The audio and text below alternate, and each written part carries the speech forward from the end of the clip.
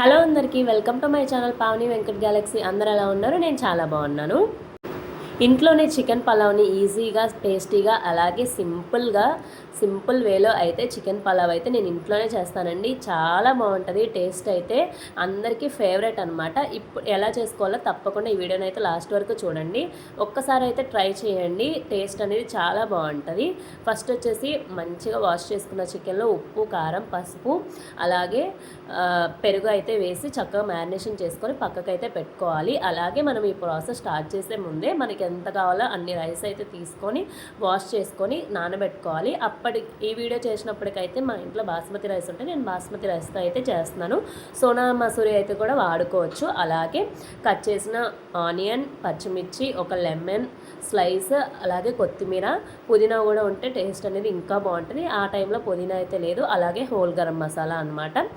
ప్రాసెస్లోకి అయితే వెళ్ళిపోదాము. ఒక ప్యాన్ పెట్టుకొని అదే మనం ఎందులో అయితే పలావ్ చేసుకోవాలనుకుంటున్నామో అదైతే ప్యాన్ పెట్టుకొని ఆయిల్ వేసుకొని ఆయిల్ హీట్ అయ్యాక హోల్ గరం మసాలాగా అలాగే చిల్లీస్ అయితే వేసుకోవాలి. అలాగే మనం కట్ చేసుకున్న ఆనియన్స్ ఉంటాయి కదా, అవైతే గోల్డెన్ బ్రౌన్ కలర్లో వచ్చేలాగా అయితే ఫ్రై చేయాలి. ఎందుకంటే ఆనియన్స్ బాగా ఫ్రై అయితేనే మనకి టేస్ట్ అనేది చాలా బాగా వస్తుంది.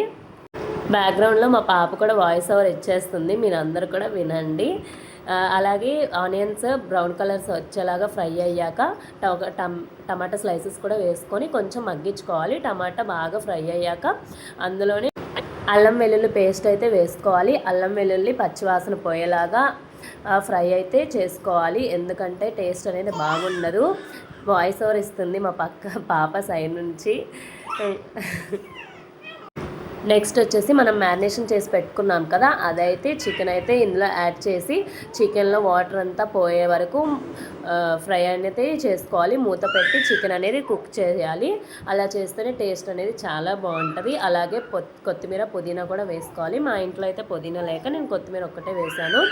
అలాగే ఫ్రై చేసుకొని ఒక 10 మినిట్స్ పాటు చికెన్ అయితే ఫ్రై అయితే చేయాలి. ఇప్పుడే మనం స్పైస్, సాల్ట్ అన్నీ చూసుకోవాలన్నమాట ఈ టైంలోనే. నెక్స్ట్ ధనియాల పొడి అండి. ధనియాల జీలకర్ర పొడి అయితే ఈ రెసిపీకి సీక్రెట్ మసాలా అంటాం కదా, ఆ టైప్లో అది వేసుకుంటే టేస్ట్ అనేది చాలా బాగుంటుంది. వేసుకున్నాక మనం పక్కన పెట్టుకున్నాం కదా రైస్ నానబెట్టి, ఆ రైస్ అయితే వేసుకోవాలి. బాస్మతి రైస్ కాబట్టి 1 గ్లాస్కి 1.5 గ్లాస్ అయితే వేసాను. సోనా మసూరి అయితే 1 గ్లాస్కి 2 గ్లాసెస్ ఆఫ్ రైస్ వాటర్ అయితే వేసుకోవాలి. వాటర్ బాయిల్ అవుతున్నప్పుడు సాల్ట్ చూసుకొని, స్పైసెస్ చూసుకొని రైస్ అనేది కుక్ చేసుకోవాలి. మనకు టైం లేదు అనుకుంటే కుక్కర్ కూడా పెట్టుకోవచ్చు. కుక్కర్లో అయితే ఇంకా ఈజీగా సింపుల్గా అయిపోతుంది. టేస్ట్ అనేది నెక్స్ట్ లెవెల్లో ఉంటుంది. ఇంకా తెలుసు కదా, ఇంకా కుక్ అయిపోయింది అన్నప్పుడు ఇంకా మధ్య మధ్యలో కలుపుతూ చూస్తూ ఉండాలి. కుక్ అయిపోయాక వేడివేడిగా సర్వ్ చేసుకొని తినడమే. మా ఇంట్లో ఇది అనేది ఫేవరెట్ రెసిపీ అండి అందరికీ. మా హస్బెండ్కి కూడా ఈ రెసిపీ అంటే చాలా ఇష్టం. తన కోసం నేను ఎప్పుడు చేస్తూనే ఉంటాను. ఇంట్లో రెగ్యులర్గా అయితే చేస్తూనే ఉంటాను. వాయిస్ ఓవర్ అయితే ఇవ్వలేకపోతున్నా, ఎందుకంటే బాగా కోల్డ్ అయితే చేసింది. వాయిస్లోనే తెలుస్తుంది కదా. మా ఇంటికి ఎవరైనా చుట్టాలు వస్తున్నారు, చికెన్ సపరేట్గా, బిర్యానీ సపరేట్గా చేసే టైం లేదు అంటే ఒక్కసారి అయితే ఈ చికెన్ పలావ్ని అయితే ట్రై చేయండి, చేసి పెట్టండి. వాళ్ళైతే మీకు మంచి కాంప్లిమెంట్స్ అయితే ఇస్తారు. అలాగే మీరు కూడా ఒకసారి ఇంట్లో అయితే ట్రై చేసి ఎలా ఉందో నాకు తప్పకుండా కమెంట్ అయితే చేయండి. చాలా సింపుల్ ప్రాసెస్ చూసారు కదా. అలాగే లెమన్ అండ్ ఆనియన్స్తో తింటే టేస్ట్ అనేది నెక్స్ట్ లెవెల్లో ఉంటుంది. మా హస్బెండ్కి ఇది వచ్చేసి ఫేవరెట్ రెసిపీ. సో తన రివ్యూనే ఇస్తున్నాడు.